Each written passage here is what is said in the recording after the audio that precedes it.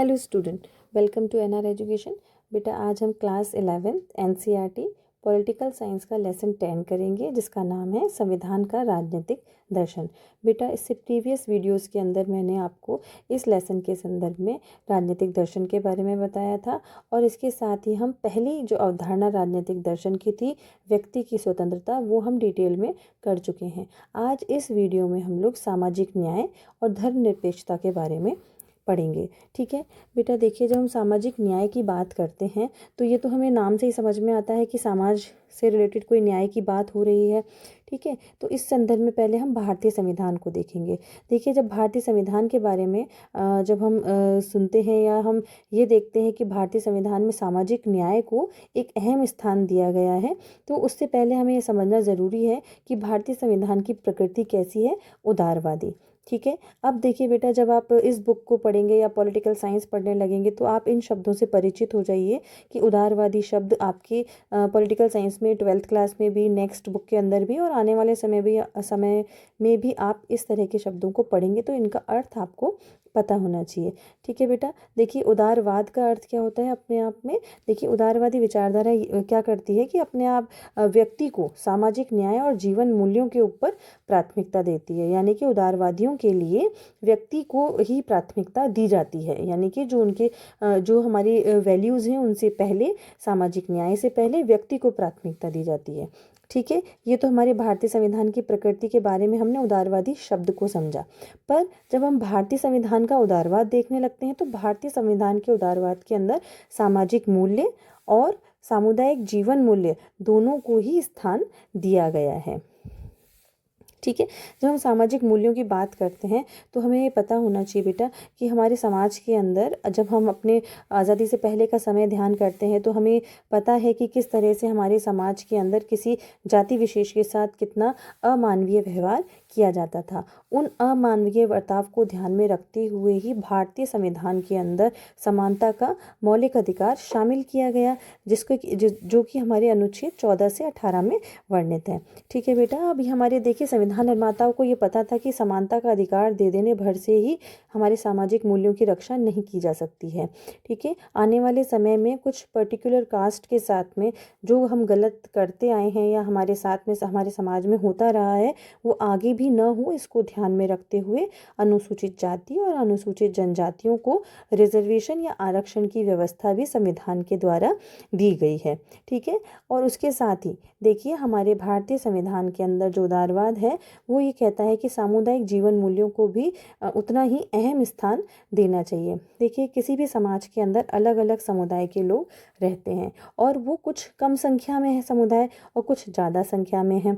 ठीक है, जो समुदाय कुछ कम संख्या में है उन्हें अल्पसंख्यकों की श्रेणी में रखा गया है। हालांकि भारतीय संविधान के अंदर कहीं पर भी अल्पसंख्यकों को परिभाषित नहीं किया गया है।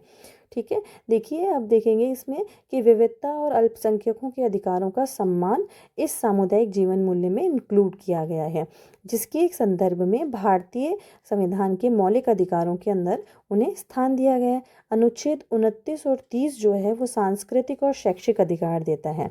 ठीक है, अब ये वाला जो अधिकार है हमारा अनुच्छेद 29-30, ये अल्पसंख्यकों को अधिकार देता है अपनी सांस्कृतिक और शैक्षिक शिक्षा प्राप्त करने का, संस्कृति को बनाए रखने का और उसको आगे प्रचार प्रसार करने का। ठीक है बेटा, अब देखिए, अब मैंने जैसे आपको भी बताया कि कहीं पर भी भारतीय संविधान में अल्पसंख्यक को परिभाषित नहीं किया गया है, पर फिर भी मैं आपको बता दूं कि 27 जनवरी 2014 को भारत के राजपत्र के अनुसार मुस्लिम, सिख, ईसाई, बौद्ध, पारसी और जैन धर्म को अल्पसंख्यकों का दर्जा दिया गया है। ठीक है, यानी कि जो अल्पसंख्यक वर्ग है उनके अंदर ये कुछ पर्टिकुलर जो समुदाय हैं वो अल्पसंख्यकों में काउंट होगा। तो इन समुदायों को अपनी शैक्षणिक और सांस्कृतिक प्रगति करने, उनका प्रचार प्रसार करने, उनके संदर्भ में अपने मदरसे वगैरह खोलने या शैक्षिक संस्थान खोलने की पूर्णतः स्वतंत्रता दी गई है। ठीक है बेटा, आई होप आपको सामाजिक न्याय समझ में आया होगा। ठीक है, नेक्स्ट टॉपिक है हमारा धर्मनिरपेक्षता।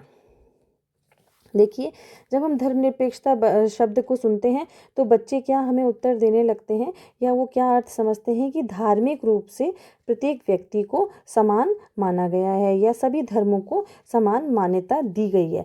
अगर मैं आपसे बोलूं धर्मनिरपेक्षता और आप उसका मुझे उत्तर सभी धर्मों को समान मान्यता बोलते हैं तो ये तो धार्मिक समानता कहलाएगा। ठीक है, जब हम धर्मनिरपेक्षता सुनते हैं तो धर्मनिरपेक्षता के अंदर हमें क्या शब्द शामिल करना है कि राज्य धर्म से और धर्म राज्य से पूर्णतः पृथक होता है। यानी कि धर्मनिरपेक्षता का अर्थ क्या होता है कि कोई भी राज्य जब किसी धर्म विशेष से पूर्णतः पृथक हो और उस राज्य का अपना कोई या उस देश का अपना कोई राजकीय धर्म नहीं हो तो ही उस राज्य को या देश को धर्मनिरपेक्ष राज्य या देश कहा जा सकता है। ठीक है बेटा, यानी कि अपना खुद का कोई धर्म नहीं होना चाहिए, धर्म राज्य से और राज्य धर्म से पृथक होना चाहिए। जैसा कि भारत के अंदर है, भारत का अपना कोई राजकीय धर्म नहीं है, भारत में प्रत्येक धर्म को इक्वली मान्यता दी गई है। ठीक है, अब देखिए धर्मनिरपेक्षता के अंदर 2 पॉइंट्स आपको और एनसीईआरटी की बुक के अंदर गिवन है, जहाँ पर पहला पॉइंट है धार्मिक समूहों के अधिकार। देखिए, अब धर्म राज्य से और राज्य धर्म से तो अलग है, पर फिर भी कुछ धार्मिक समूहों के अधिकार को भारतीय संविधान में शामिल किया गया है, जिसके लिए कहा गया है कि भारतीय संविधान सभी धार्मिक समुदायों को शिक्षा संस्थान स्थापित करने और चलाने का अधिकार प्रदान करता है। भारत में धार्मिक स्वतंत्रता का अर्थ व्यक्ति और समुदाय दोनों की धार्मिक स्वतंत्रता होता है। यानी कि भारत में अगर धार्मिक स्वतंत्रता को शामिल किया गया है तो केवल व्यक्ति को ही धार्मिक स्वतंत्रता नहीं दी गई है, मतलब केवल व्यक्ति ही अपनी मर्जी से किसी भी धर्म को नहीं अपना सकता है, बल्कि किसी भी जो पर्टिकुलर धर्म है उस धर्म के जो समुदाय के लोग हैं वो उस धर्म के लिए पूर्णतः स्वतंत्र भी होते हैं। ठीक है, अब देखिए राज्य का हस्तक्षेप करने का अधिकार, मतलब आपको इस दोनों पॉइंट्स में ये बताया गया है कि हालांकि भारत में धर्मनिरपेक्षता को पूरी तरह अपनाया गया है, बावजूद उसके धर्म के संबंध में राज्य का जो अधिकार क्षेत्र है वो इन दोनों पॉइंट्स में आपको डिस्क्राइब किया गया है। जहाँ पर अगर राज्य धर्म से और धर्म राज्य से अलग है, फिर भी भारतीय संविधान में धार्मिक समुदायों के अधिकारों के बारे में वर्णन किया गया है, उनको शैक्षणिक संस्थान चलाने की पूर्णतः आज़ादी दी गई है। तो ये क्या बताता है कि जहाँ ज़रूरत है वहाँ राज्य थोड़ा बहुत हस्तक्षेप करेगा। ठीक है, अब देखिए इसी संदर्भ में कि जहाँ ज़रूरी नहीं है, मतलब जैसे अगर हमने छुआछूत को ख़त्म किया तो उसके लिए बहुत ज़रूरी था, या किसी धर्म विशेष के लिए माना जाता था कि भाई हम तो बहुत ही उच्च श्रेणी के हमारी जाति है और हम किसी भी XYZ किसी भी जाति से हम टच नहीं होंगे, उनके हाथ का दिया नहीं खाएंगे। तो इस तरह की बात अगर की जाती तो कहीं ना कहीं वो धर्म से ज़रूरी जुड़ी हुई है बात। और अगर इस संदर्भ में कोई कानूनी नियम संविधान सभा के द्वारा नहीं बनाया जाता, हमारे संविधान में ऐसा कोई कानून नहीं बनाया जाता, तो शायद छुआछूत जैसी जो कुरीति है वो समाज से कभी जाती भी नहीं। ठीक है बेटा, इस संदर्भ में एनसीईआरटी की बुक में कहा गया है, इन रिवाजों की पैठ इतनी गहरी और व्यापक थी कि राज्य के सक्रिय हस्तक्षेप के बिना इनके खात्मे की उम्मीद नहीं थी। ठीक है, यहाँ पर जो रीति रिवाज यहाँ बोले गए हैं उसका संदर्भ यहाँ पे आप उन कुरीतियों से लगाइएगा। ठीक है, और यहाँ राज्य का हस्तक्षेप होना बहुत ज़रूरी था। ठीक है, अब देखिए राज्य को धर्म के अंदरूनी मामलों में हस्तक्षेप करना ही पड़ा। ऐसे हस्तक्षेप हमेशा नकारात्मक नहीं होते। देखिए, ज़रूरी नहीं है कि राज्य ने किसी भी धर्म में हस्तक्षेप किया है तो उसका परिणाम नकारात्मक ही निकले। समाज से कुछ कुरीतियों को हटाने के लिए भी राज्य को धर्म में हस्तक्षेप भारतीय संविधान के द्वारा किया गया है।